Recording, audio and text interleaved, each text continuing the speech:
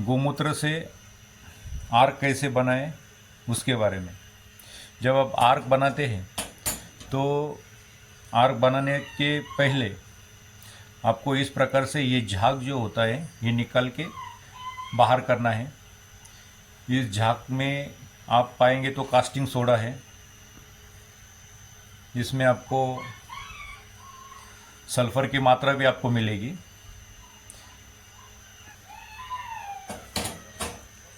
Casting soda और ये sulphur आपको पूर्णतः बाहर करना है। ये ख़त्म होने के बाद आपको उसको उबालने देना है ताकि जो एमोनिया होता है तो एमोनिया भी बाहर निकल जाता है और ज़्यादा कड़वापन उस आर्क में नहीं रहता है। तो एमोनिया भी आपको बाहर करना है। गोमूत्र बनाते वक्त आपको ये ध्यान में रखना है कि सर्वप्रथम इसमें आएगी झाग।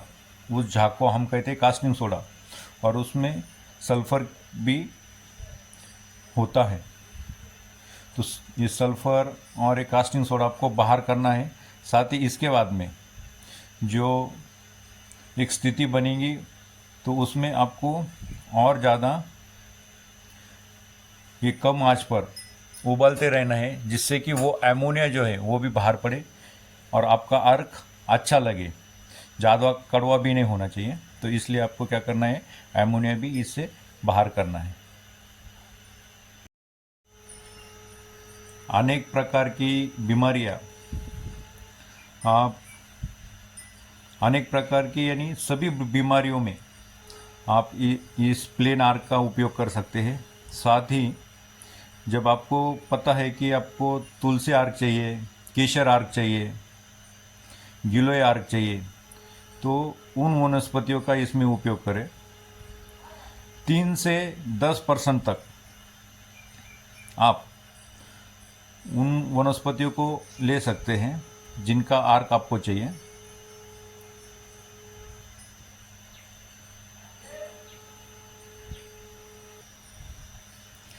प्रत्येक गांव में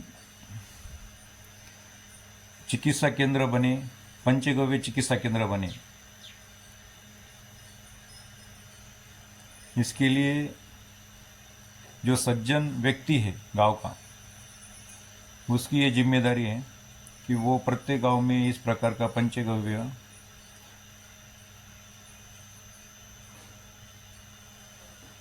आरोग्य केंद्र बनाए।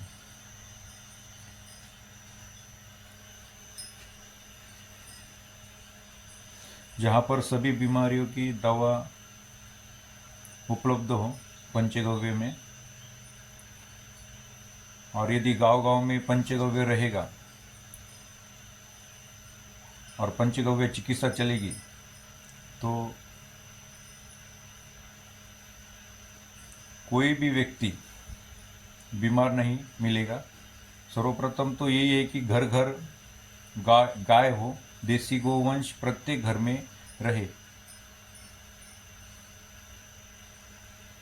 यदि देशी गोवंश प्रत्येक घर में आता है तो गो आधारित अन्न और उससे बनने वाली सारी दवाएं आप खेती के लिए, मनुष्य के लिए और पर्यावरण के लिए यानी पंच महाभूतों के लिए आप प्रयोग कर सकते। हर एक बीमारी में आप पंचगव्य का इस्तेमाल कर सकते। अनेक विभिन्न जड़ी बूटियों के माध्यम से विभिन्न प्रकार की दवा आप निर्माण कर सकते हैं। जैसे कि छोटे बच्चों के लिए बालपाल रस, महिलाओं के लिए, माता बहनों के लिए नारी संजीवनी वटी, नारी संजीवनी आर्क, जो इसका बाद में बच जाता है आर्क निकालने के बाद, उस गोमूत्र का आपको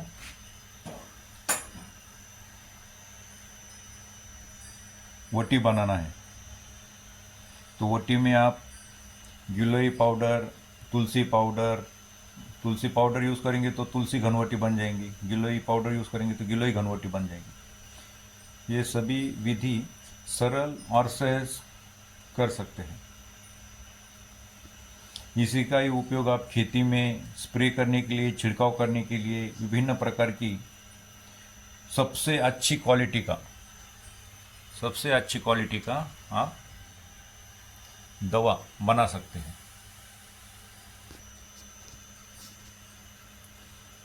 आर्क और घनवटी दोनों मिलकर आपको किसी बीमार व्यक्ति को देना है, जिसमें आर्क और घनवटी दोनों भी काम करते हैं। आर्क में एलिमेंट फॉर्म में, घन फॉर्म में घन तत्व मौजूद होते हैं जो शरीर के लिए आवश्यक होते हैं, और आर्क में, घन में आपको कई प्रकार के एलिमेंट्स मिलेंगे, जबकि 21 से अधिक गुण तत्व उसमें मौजूद है जो मनुष्य के लिए, पशु के लिए, कृषि के लिए आप उपयोग कर सकते हैं। तो गोमूत्र में क्या है तो उसको विस्तार से तो बात करेंगे ही, पर गोमूत्र आर्क और गोमूत्र आर्क बनाने की विधि और किस फॉर्म में आप किस प्रकार से उसका अनेक प्रकार से उपयोग कैसे कर सकते हैं, ये सारा आपको सीखने के लिए, देखने के लिए और विधि पूर्वक आप इसको घर पर कैसे बनाएं, ये सब आपको यहाँ पर सीखने के लिए मिलेगा। झाग खत्म होने के बाद अब ये आर्क की प्रक्रिया शुरू होगी, पर उसके पूर्व जैसे मैंने कहा कि एमोनिया भी होता है, वो एमोनिया आपको बाहर करना है, जिससे कि जो आर्क आप बनाने जा रहे हैं वो ज़्यादा कड़वा ना हो। वैसे तो कड़वा आर्क लेने से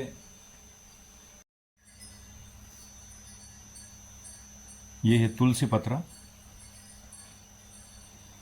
और तुलसी का आप पंचांग ले सकते हैं जब आपको तुलसी आर्क बनाना है तब। अब इसमें से एमोनिया बाहर हुआ है, अब हम आर्क बनाने की विधि शुरू कर सकते हैं, और हम आज बनाएंगे तुलसी आर्क।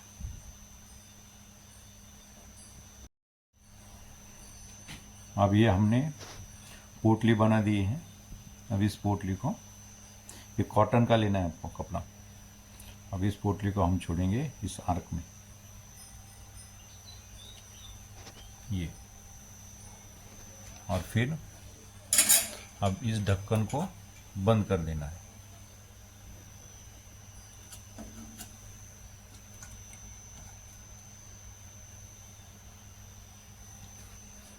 ये हो गई फिटिंग। अब थोड़ा उबल आने के बाद उसमें से आर्क की प्रक्रिया यहाँ से शुरू हो जाएगी। अभी आप देख सकते हैं कि किस प्रकार आर्क की प्रक्रिया शुरू हो गई है। अभी धीरे धीरे बढ़ेंगी, फिर से धीरे धीरे कम हो जाएगी। इस प्रकार से आप विभिन्न प्रकार के आर्क बना सकते हैं, और ये क्रिया और ये कार्य प्रत्येक गांव में होना चाहिए। अभी आप देख सकते हैं कि इसमें ये जो है, इधर हमने टैंक फिट किया है अंदर से, और ये पानी यहाँ से निकलता है। अभी पानी शुरू किया है हमने, ये पानी चल रहा है, और यहाँ से ऊपर से, ये नीचे से पानी जाएगा अंदर, और इधर बाहर से पानी, ऊपर से पानी बाहर होगा। ये इस प्रकार ये पानी चल रहेगा।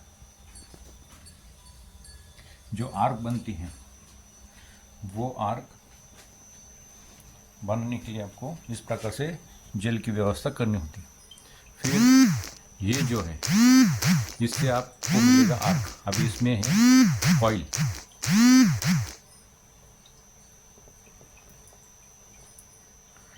इसमें कॉपर की कॉइल होती है, तांबा, और बाकी इसमें पानी भरा हुआ रहता है।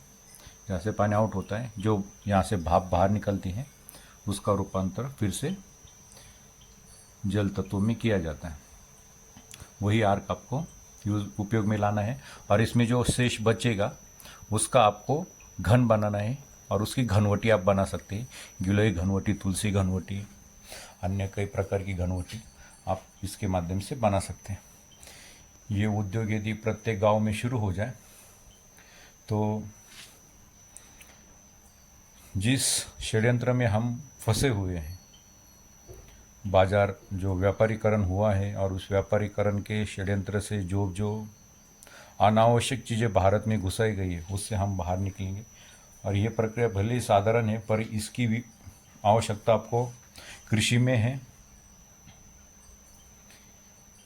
मनुष्य के लिए है, पशु के लिए है, और पंचमहाभूत और सभी पर्यावरण के लिए आप इसका उपयोग कर सकते हैं। इसको ही आप नैनो टेक्नोलॉजी कहेंगे। अब ये तो प्रथम स्टेज है नैनो टेक्नोलॉजी का। इसके आगे भी अनेक प्रकार की नैनो टेक्नोलॉजी हर एक इसमें विकसित है। जो हमारे पूर्वज थे उन्होंने कई प्रकार की नैनो टेक्नोलॉजी विकसित की थी,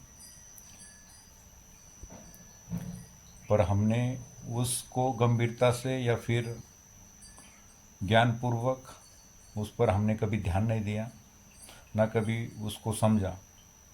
तो ये केंद्रीकरण जो हो चुका है उसको विकेंद्रीकरण करना और ग्राम विकास को, ग्राम समृद्धि को, घर घर की समृद्धि को हमें महत्व देना है। प्रत्येक गांव को विकसित करना है, प्रत्येक व्यक्ति को समृद्ध, निरोगी और विकसित करना है, स्वावलंबी करना है। तो आपको ये अनेक प्रकार की व्यवस्था गांव गांव में खड़ी करने की आवश्यकता है। जय हिंद, जय भारत, जय गौ माता।